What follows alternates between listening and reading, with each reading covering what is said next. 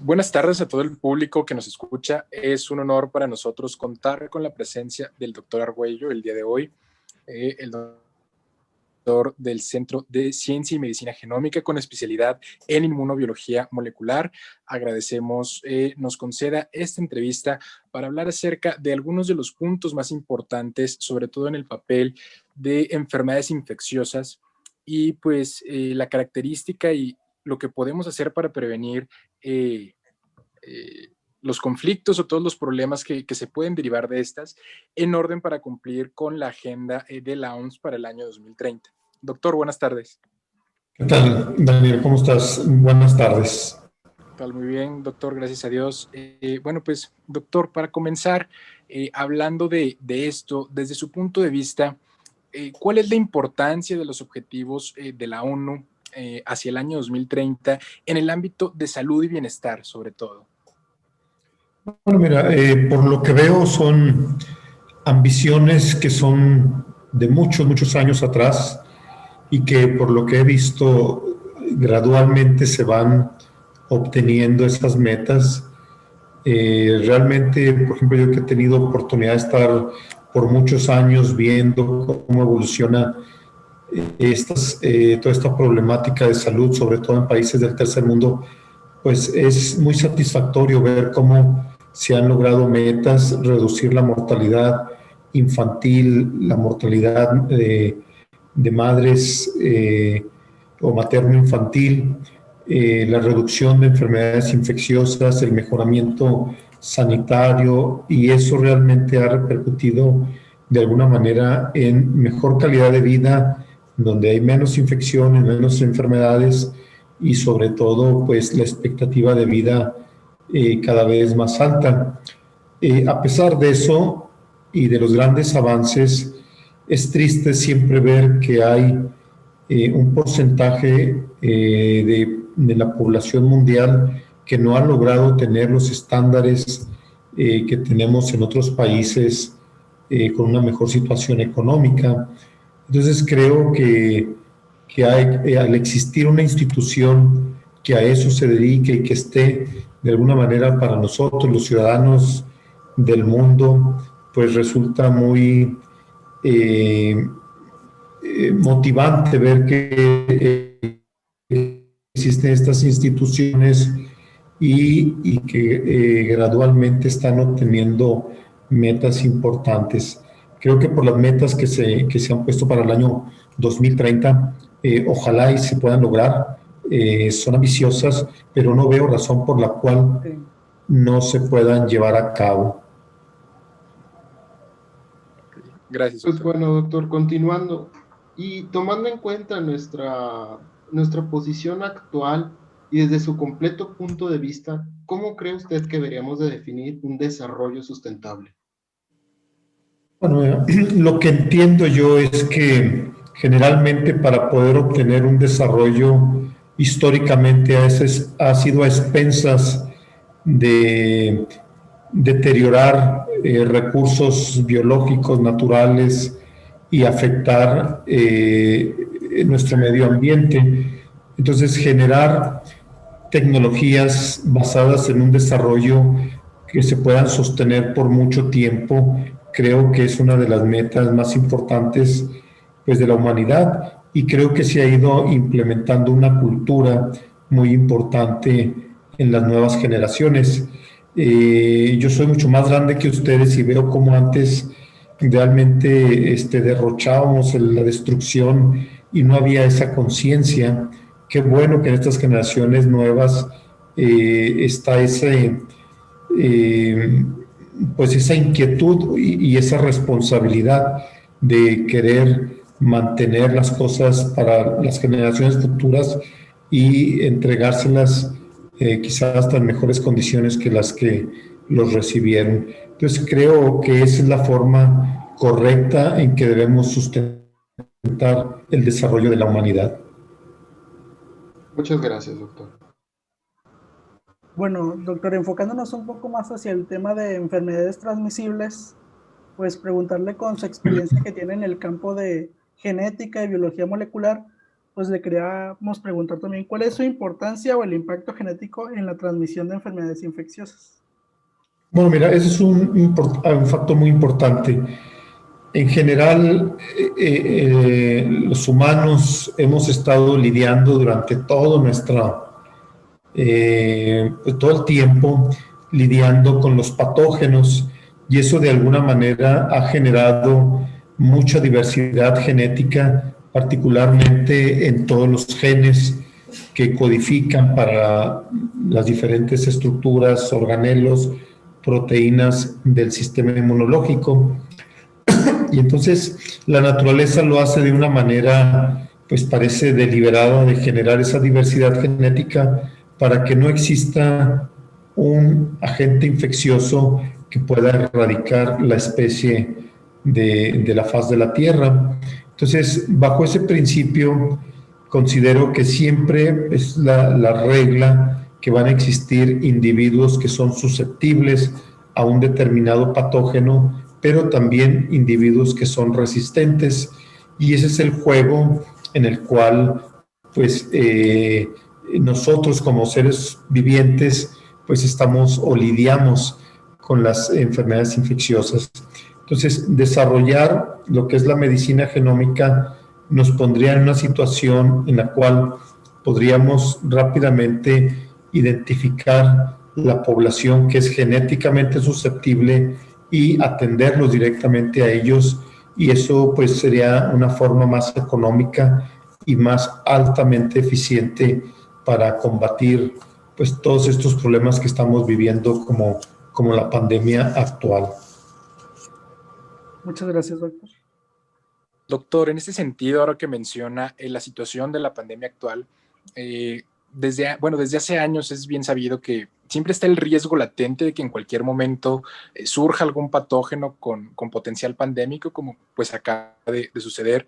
Realmente a nivel de la medicina genómica o incluso a nivel de otros aspectos, quizá prevención, ¿cómo podemos estar nosotros como población, como sector dedicado a la investigación, incluso el sector de primera línea de los médicos que están combatiendo ahorita la enfermedad, cómo podemos estar preparados para una eventual aparición de una enfermedad, llamémosla enfermedad X? O sea, no sabemos qué enfermedad va a ser, no sabemos nada de esta enfermedad. ¿Cómo estar preparados ante lo desconocido?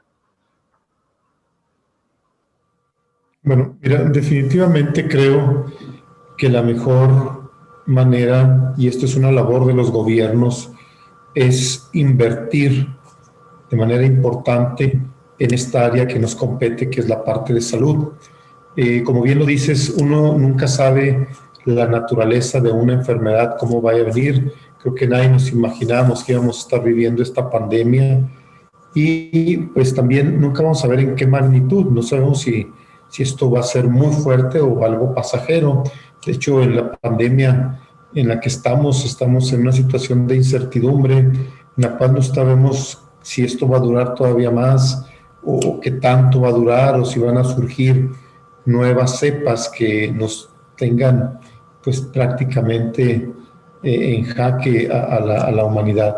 Entonces, ¿cómo podemos hacerle frente a esto? Bueno, definitivamente hay varias maneras. Creo que una de ellas es inversión en infraestructura, en términos de hospitales, en términos de tecnología, y muy importantemente la inversión para la formación de recursos humanos en un espectro muy amplio del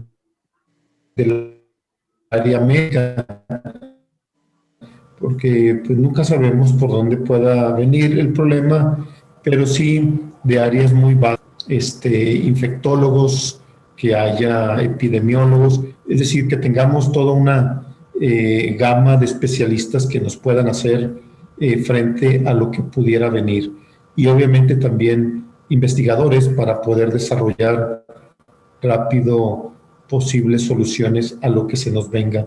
Si aunado a esto se constituyen instituciones que de alguna manera se coordinen de manera nacional o internacional, pues creo que podría ayudar, ¿no? Para que no nos agarre de sorpresa ningún evento como el que estamos viviendo en este momento. Gracias, doctor. Doctor, como usted bien nos menciona, estamos en un momento de incertidumbre sobre cómo vaya a continuar la pandemia. Y continuando un poco más con este tema, tomando en cuenta estas recomendaciones que nos acaba de dar, ¿cuáles cree usted que a nivel estatal o local fueron las fallas en la contención de esta enfermedad actual? Bueno, obviamente siempre es más notorio las deficiencias que los aciertos. Creo que a nivel nacional en particular se minimizó el posible o la magnitud del problema. Creo que pues es de todos es sabido, hay declaraciones, videos, etcétera, que quedaron grabados en el cual de alguna manera se minimizó la magnitud del problema y no hubo una preparación rápida. Y lo que esto ocasionó es que al final pues anduvimos teniendo que pasar momentos muy difíciles tratando de comprar recursos, insumos para hacerle frente, insumos que pues andaban buscando por todos lados en el mundo. Estoy hablando desde equipos de protección, mascarillas, respiradores, pruebas de laboratorio. Entonces eso provocó que esto fuera de manera pues muy desorganizada y las cosas se dieron pues conforme la gente desde su trinchera pudo ir organizando las cosas. Entonces creo que de alguna manera no existía un programa bien establecido, bien coordinado para hacerle este tipo de frente. Por otra parte, en el caso particular del diagnóstico, siento que históricamente traemos un rezago en todo lo que es tecnología de vanguardia para el diagnóstico de preciso, rápido de estas enfermedades. Entonces, realmente el sector público, pues la infraestructura que tiene era insuficiente para poderle hacer el frente. Específicamente me refiero a las pruebas moleculares para hacer el diagnóstico del coronavirus. Pues por un lado no existía la tecnología, no existía recurso humano y bueno, pues creo que esta experiencia nos debe de enseñar que debemos estar preparados para esto, porque yo tengo 57 años y siempre, desde que tengo conciencia, que empecé a estudiar medicina, siempre se hablaba de que en cualquier momento se iba a presentar una pandemia de esta naturaleza. Y pues se hablaba y después de tantos años pareciera que era algo simplemente que era posible, pero que nunca iba a pasar.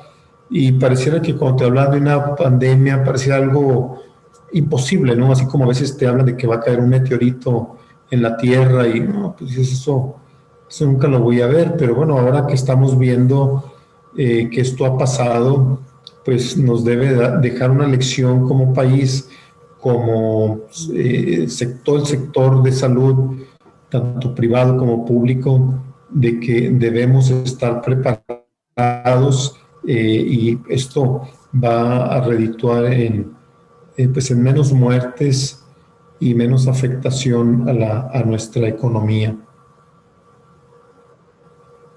Muchas gracias, doctor. Doctor, anteriormente usted nos dijo que pues, los seres vivos tienen una diferencia de susceptibilidad en diferentes agentes patógenos y esto pues depende de su genética y cómo ha ido cambiando. Entonces, analizando desde este punto de vista, desde un mapeo genético, ¿cuál es la viabilidad de incluir un mapeo genético en la historia clínica aquí en el estado? Yo soy un total creyente y ojalá y así sea. Me sentiría muy decepcionado de pues, las instituciones de salud de nuestro país si no lo implementamos en la próxima década.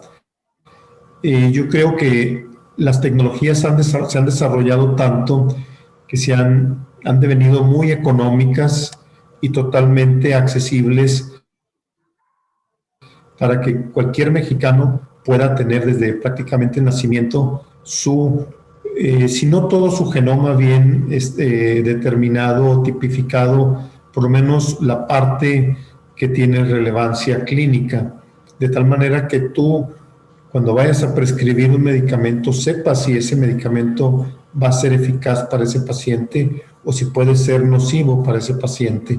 Si un paciente tiene una susceptibilidad a una enfermedad, de tal manera que puedas tomar medidas preventivas y no pues ya reactivas cuando ya tienes el problema encima. Y la otra parte es también poder predecir enfermedades que se presentan a cierta edad y entonces tú ya puedes preparar, tomar medidas o tener cuidado con ciertos individuos porque pueden potencialmente desarrollar una enfermedad.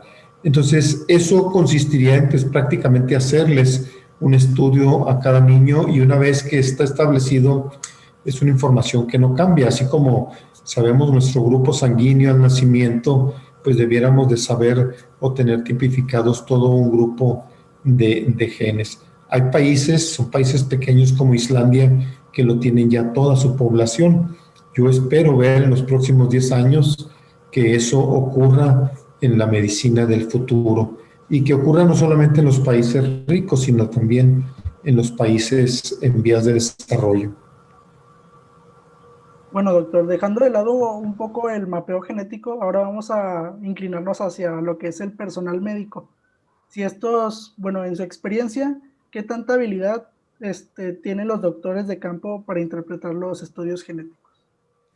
Bueno, mira, yo creo que como es una tecnología nueva, creo que en general es como, digamos, los sistemas de internet, de computación. Cuando esto surgía, pues los que no crecimos con esta tecnología, la teníamos que ir aprendiendo y bueno, ahí más o menos lo hemos ido haciendo, quizá de manera lenta o torpe, pero bueno, lo estamos tratando de asimilar. Esto ocurre lo mismo para las tecnologías médicas. No hay mucho personal, pero creo que lo que tenemos que hacer es formarlos desde la carrera, que la gente esté familiarizada y eso permitiría poder asimilar esa tecnología y poderla implementar en el trabajo diario de asistencial que damos los médicos. Entonces creo que el momento no estamos, pero como todo hay que irlo generando, ¿sí? Esto tiene que ver mucho con la tecnología digital, informática, y creo que las nuevas generaciones como ustedes están mucho más familiarizados, entonces es muy probable que ustedes puedan asimilarlo de una manera más sencilla y sobre todo más rápida. Y por último, bueno, de mi parte, doctor, ¿cómo se podría mejorar dejando de lado las nuevas generaciones que ya pues están más actualizados con el tema, sino refiriéndonos a los de antiguas generaciones? ¿A qué te refieres? No, quizás no te entendí muy bien tu pregunta. Sí, de que cómo se podría mejorar el conocimiento en la genética de las generaciones más antiguas. ¿La genética de poblaciones más antiguas? No, mejorar el conocimiento para leer el mapeo genético.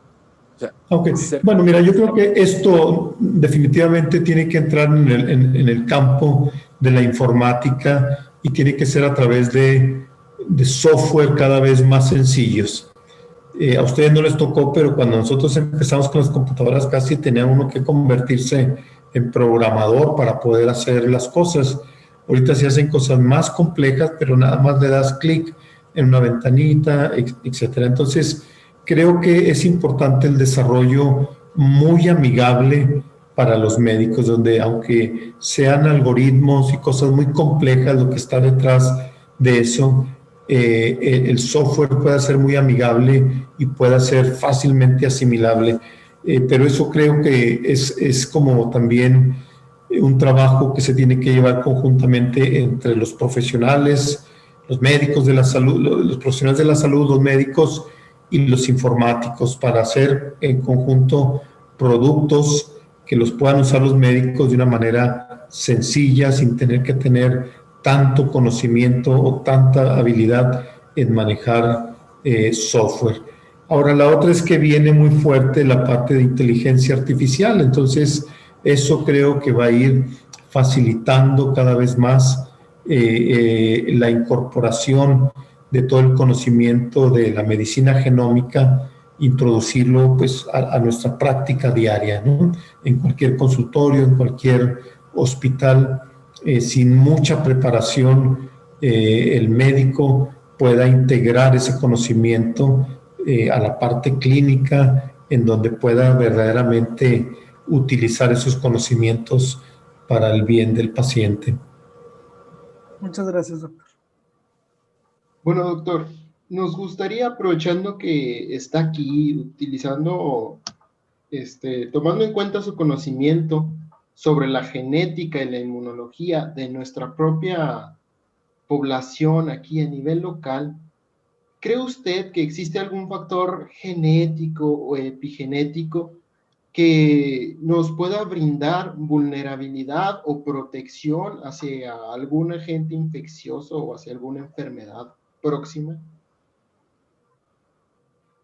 Bueno, mira, realmente como hipótesis, yo te podría decir que seguramente lo hay, pero no lo tenemos los estudios. O sea, definitivamente debe de haber, pero hay que investigarlo, y la única forma pues es incorporar este tipo de pruebas en la población, y que cada vez haya un número más grande de individuos que tengan estos estudios. Pero es muy probable y seguramente eso va a pasar en cada área geográfica. Es decir, no es igual vivir en la selva, las presiones biológicas a las que tú estás sujeto en un lugar como la selva, pues son X, son determinadas. En otras partes, como el desierto, pues son distintas, y los grupos de alguna manera reflejan eso, la sobrevivencia que hay, o la susceptibilidad o resistencia a ciertas enfermedades. De alguna manera se van moldeando esas poblaciones, aunque también hay que reconocer que en estos momentos la migración humana es tan amplia que cada vez es más complejo poder así caracterizar grupos étnicos. Nuestra ciudad en particular, Laguna, pues es una población que su población original amerindia pues representa un porcentaje muy pequeño. La mayoría pues se vino poblando de muchos lugares nacionales como también internacionales. Tenemos población de Líbano, tenemos población china, tenemos población española, caucásica, etcétera. Y entonces, al final de cuentas, es una mezcla muy compleja, pero que siento que eventualmente tenemos que ir caracterizando para ver si nosotros, los que nos llamamos laguneros, tenemos una susceptibilidad o resistencia a patógenos o algún tipo de enfermedad en la cual la genética sea importante. Doctor, y aprovechando igualmente su conocimiento sobre la forma en la que se manejó la pandemia actual, dentro de las medidas sociales adaptadas en esta así llamada nueva normalidad, ¿cuáles de ellas cree usted que llegaron para quedarse y cuáles podríamos abandonar, podríamos decirlo así? Mira, es una muy buena pregunta. Yo quisiera o deseo que de todas las medidas que estamos tomando en términos de distanciamiento, cubrebocas, lavado, la verdad que quisiera que a lo mejor ninguna se tuviera que quedar, porque realmente creo que la naturaleza humana está muy hecha al convivio, ¿sí? A la convivencia social. Es la parte normal, la natural. Si no tenemos esa cercanía, si no tenemos esos periodos de relajación, sobre todo convivio con la gente que queremos, que nos divertimos, si no se tiene eso, creo que pueden ir surgiendo otras patologías un poco más de tipo mental, psicológico.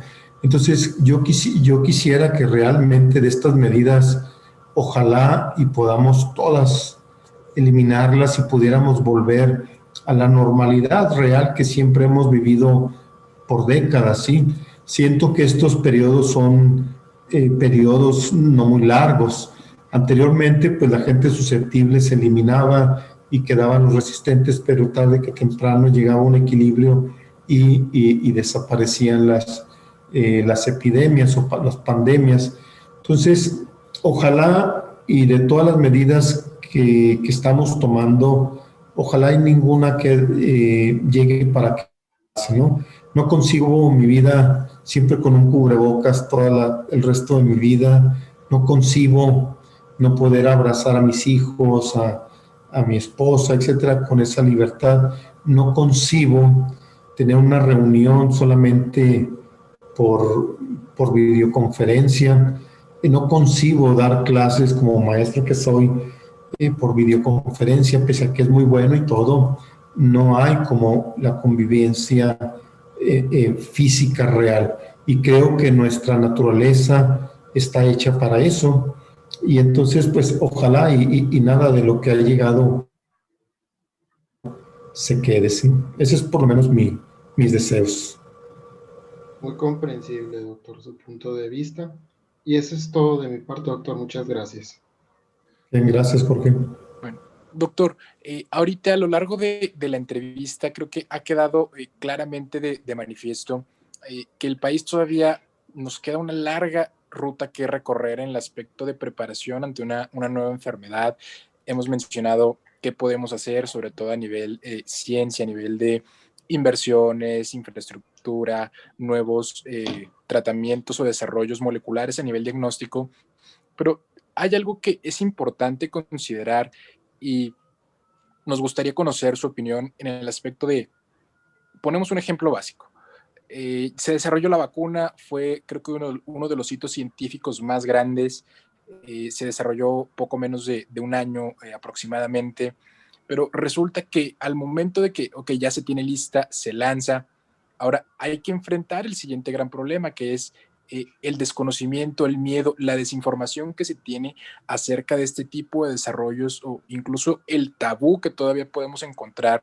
Y digo, no solo es arraigado a un sector de la población, sino que desde mismos médicos que quizá consideren que los efectos secundarios de la vacuna son muy severos, población en general. ¿Qué podemos hacer al respecto? Bueno, mira, yo creo que cada integrante de esta sociedad tiene un rol que jugar en esta pandemia. Yo creo que es muy festejable, aplaudible y reconocible la labor de los científicos. Es decir, los científicos en un tiempo récord, algo que se hacía en 15 años se hizo en 10 meses. Y ahí está, pues, un producto disponible para la humanidad para poderlo hacer. Ahora, el problema es que los científicos pues no se van a poner a repartirlo, a vacunar. Es decir, existe otra parte que es la que le corresponde a otro sector de la población. Y me refiero pues gente con el perfil de administrar, coordinar, logística de vacunación y sobre todo gobiernos, ¿sí? Gobiernos que tienen que implementarlo y gobiernos que tienen que interactuar con otros negociando. Entonces creo que aquí todo mundo tiene como ejemplo a seguir el de los científicos, porque sí veo muy tristemente que ya está la vacuna, ahí está, pero no avanzamos en el proceso de vacunación por las diferentes razones, ¿sí?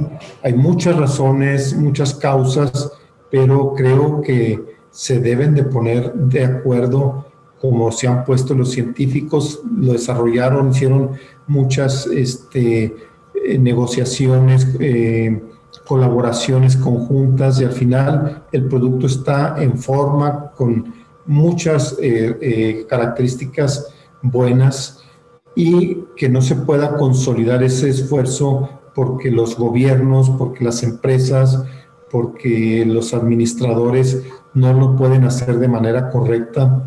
Eso sí es una lástima, ¿sí? Es una lástima que ahí esté la vacuna, el producto, y que no lo podamos hacer rápido. Es decir, las empresas deben de empezar a producir a toda su capacidad. O sea, ya el problema ya no es de resolver un problema, sino simplemente escalarlo. Si tú tienes capacidad de producir 1 millón de vacunas, tienes que ponerte para hacer 10 millones, 10 veces más en un periodo de tiempo más corto. Quienes la va a distribuir lo tienen que hacer rápido, quienes las van a vacunar lo tienen que hacer rápido. Entonces, sí veo tristemente que se están peleando, y lo vemos aquí en nuestro país. Los políticos están haciendo discusiones, y tenemos el ejemplo, la actividad ejemplar que nos han dado los científicos a nivel mundial, de colaborar y tener todo en tiempo, con seguridad y todo.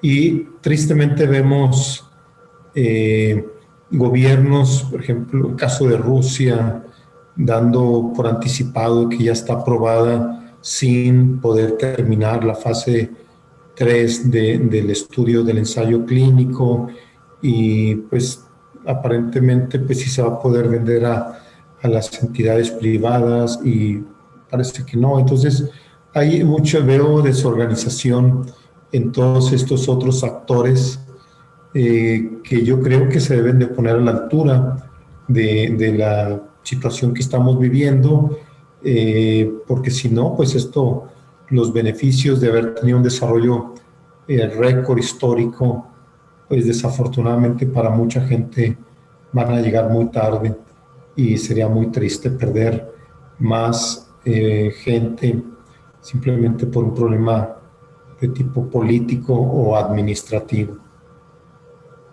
Muchas gracias, doctor. Y bueno, finalmente, para concluir, creo que con este tema de la pandemia de este último año, ha quedado de manifiesto que la capacidad a nivel global del potencial científico frente a la lucha contra las enfermedades transmisibles, en este caso, pues el COVID fue uno de los mejores ejemplos de enfermedades con mayor índice de transmisibilidad.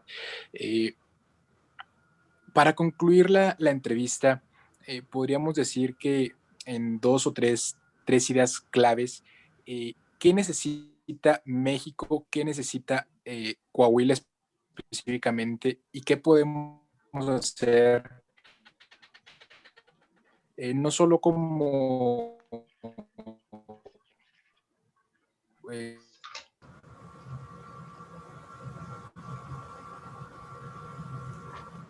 de poder instaurar un mapeo genético, como ahorita mencionamos, quizás solo de la parte que tenga importancia clínica, en la parte del expediente clínico de un paciente?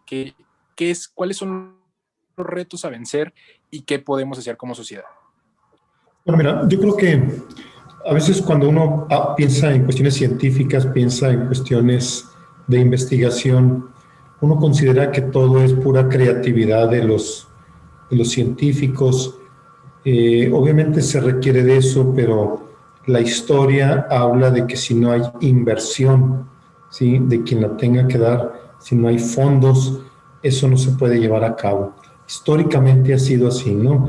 Cuando Cristóbal Colón pues tenía la hipótesis de que iba a llegar y que era redonda la Tierra y todo esto, pues tuvo que necesitó del financiamiento en este caso, pues de unos reyes, pero actualmente si no hay financiamiento, construcción de áreas de formación, centros de investigación, estudios de posgrado, eso siempre va a ser deficiente, ¿sí? Y siempre vamos a depender de lo que otros países puedan hacer. Yo veo tristemente que hay un buen grupo de científicos mexicanos con un proyecto de una vacuna para el COVID basada en tecnología de ADN, y realmente no ha recibido el financiamiento. Son gente de nivel internacional que se han formado en los mejores centros de Norteamérica, de Europa, y desafortunadamente están un poco desaprovechados solo por la falta de financiamiento. Entonces, si esta lección no nos queda que hay que financiar esto, siempre vamos a estar supeditados a tener grandes problemas como este. Ustedes vean, por ejemplo, China desarrolló un proyecto muy grande que pretendían tener para estas fechas un ejército de 6 millones de científicos. Entonces, con esos 6 millones de científicos es imposible, o sea, poder detener un desarrollo, aunque sean malos los gobiernos, es una masa crítica que avanzan y desarrollan muy fuertemente. Entonces, yo creo que uno de los principales retos que nos vienen y es parte de los gobiernos es el financiamiento, ¿sí? Dar más financiamiento para tener científicos que sean capaces de dar solución no solamente a problemas de estos, sino a muchos, ¿no? En la ganadería, en la agricultura, en la salud, en muchos lugares, en muchas áreas son necesarios estos personas de alta formación, de alto perfil. Entonces los tenemos que formar y eso cuesta. No solamente es una cuestión de creatividad de los individuos, sino se hacen con inversión. Entonces yo creo que eso es algo fundamental tanto para México como para otros países, en la medida de las posibilidades de cada uno de ellos. Si tú comparas las actividades económicas de la investigación con las de actividades de recreación, de turismo, deporte y cosas así, verdaderamente la ciencia representa un porcentaje mínimo. ¿Sí? Si por ejemplo, darte una idea, el proyecto del genoma humano costó 2.7 millones miles de millones de dólares, pero te das cuenta que, por ejemplo, hay cruceros que prácticamente casi cuestan eso, estadios de fútbol americano que cuestan prácticamente eso. Entonces hay una desproporción en lo que la humanidad invierte en ciertas actividades. No quiere decir que sean malas el esparcimiento, qué bueno, pero no, si tú como sociedad descuidas las actividades fundamentales, siempre vas a tener eso. Es decir, ahorita de nada nos sirven los estadios, de nada nos sirven los cruceros, de nada nos sirven los conciertos con artistas. Lo que requerimos ahorita son recurso humano altamente calificado en este campo de la medicina. Entonces, ahí es en donde se tiene que invertir. Ok, doctor, entonces con esto concluimos la entrevista. Agradecemos mucho su participación. De verdad, siempre es muy significativo para nosotros como sociedad, como estudiantes de medicina, más que como eso, o sea, como amantes de la ciencia, siempre es muy significativo que un investigador con su trayectoria nos pueda dirigir estas palabras y estas recomendaciones para tratar de dar solución, pues en un futuro, esperemos no tan lejano, a estos grandes obstáculos que se están presentando y que pueden marcar de manera positiva, si se resuelven, el futuro de la medicina, como también la llamamos, la medicina del futuro. Muchas gracias y esperemos volver a entrevistarlo pronto. Claro que sí, muchísimas gracias a ustedes y los felicito por este tipo de actividades que están haciendo. Felicidades. Gracias, doctor. Gracias, doctor. Muchas gracias, doctor.